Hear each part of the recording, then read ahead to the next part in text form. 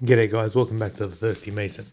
And it's been officially a month and I'm about to separate my yeast, my natural occurring yeast that has died from my introduction of my brandy, and getting my clean filtered wine off, leaving behind all the natural yeast. That ended up yielding me 4.5 liters, so I had to top it up with a store-bought Cabernet Sauvignon in order to make up the leftover space. Otherwise, it would definitely oxidize. G'day guys, welcome back to the Thirsty Mason. Today's the big day. Tasting day. My wine's finally finished its fermentation. It's ready to be sampled. As you can see, I poured myself a rather generous glassful. And we're here to observe, taste, and I'm going to give you my honest to goodness opinion. Anyway guys, I know it's been a while since I posted up a video. I actually got some very exciting content coming up for you.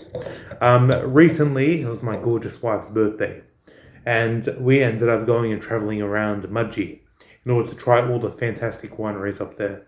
So I'll be doing a full review of the Mudgee wine region in my upcoming videos.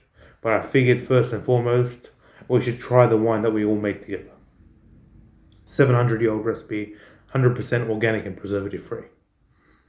This is the cleanest wine that you can possibly make. Anyway guys, let's go in for a proper tasting. First and foremost, let's look at our color. As we can see, I'm trying to make a thick, full-bodied Cabernet Sauvignon, which you should not be able to see your fingers through, and I sure as hell cannot see my finger through this. In the early stages of fermentation, I could definitely see my finger through it, which means that it needed time to rest and just do its thing, mingle with the beautiful toasted French oak, as well as just get to know the brandy that was in there, just become what it's meant to be. Let's stick our nose on this and let's see what we got for all our patients. That's beautiful. Sour cherry. Custard, like Christmas custard. Unbelievable.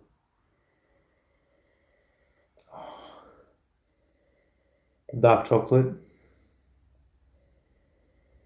That's just beautiful. It just leaps out at you. Almost blueberry jam. Oh, the more you work it, just the more it's just jumping out and just becoming more and more lovely and complex. Holy moly! Like even freshly cut strawberries. That just it's very fruity, very deep, very custardy. It's quite almost. Keep in mind, I fermented out almost 100% dry.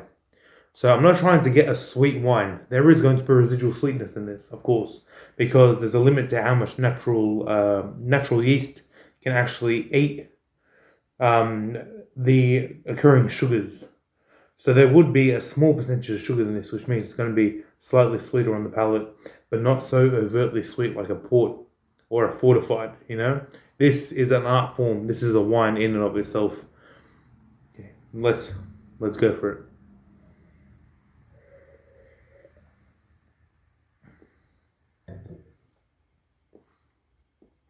Oh.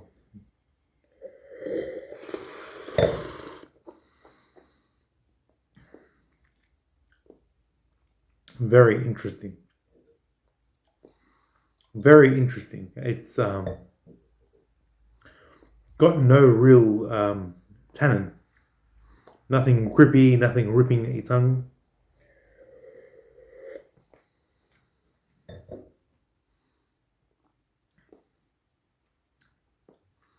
It's got a lot of acid, very structured acid. That little nick of natural sweetness is coming through at the very, very back.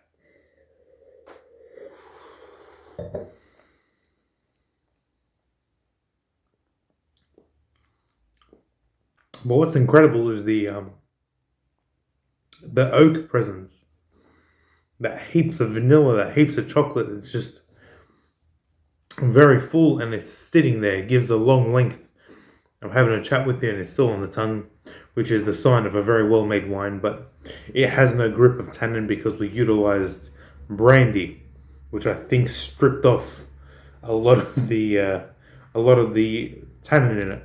However, having the higher alcohol content, it does preserve the wine too. So the major preservative of wine is tannin. However, when you get rid of that tannin, which I think I have, I've replaced it essentially with acids and alcohol. So this is a wine, definitely, but it's quite unique. It's like nothing I've ever tasted before.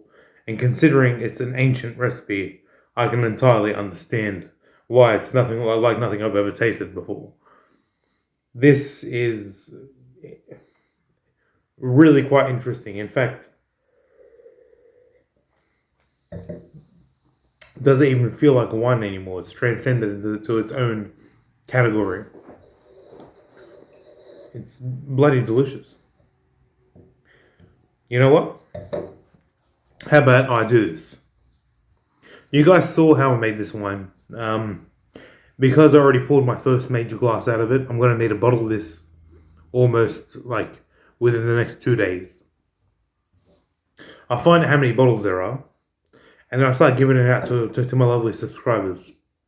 All you have to do is, I'm not really sure how this works out, but leave a comment down the bottom if you're interested in getting a bottle of this. And then I'll somehow get in contact with you, and I'll pick a couple of winners to get probably about...